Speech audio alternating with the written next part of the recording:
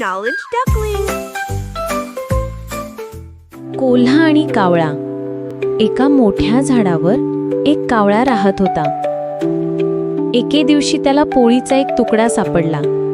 कावळ्याने तो चोचीत धरला आणि झाडावर बसून शांतपणे खायला घेतलं. तेवढ्यात खाली भुकेला कोल्हा आला. त्याने वर बघितलं आणि त्याला कावळा दिसला.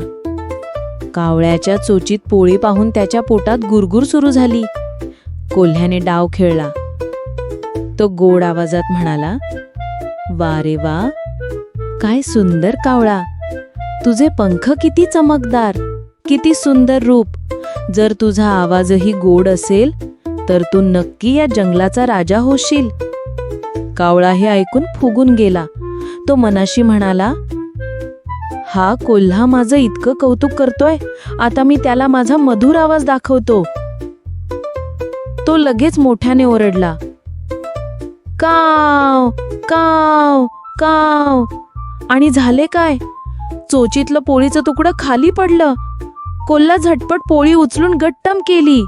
तो हसत म्हणाला, "धन्यवाद मित्रा, मला तुझा आवाजही ऐकायला मिळाला आणि पोळीही खायला मिळाली." कावळा ओशाळून गेला. त्याला समजलं की फाजील कौतुकावर कधीच भुलू नये. या गोष्टीतून आपल्याला शिकवण मिळते की फाजील स्तुतीवर कधीही विश्वास ठेवू नये.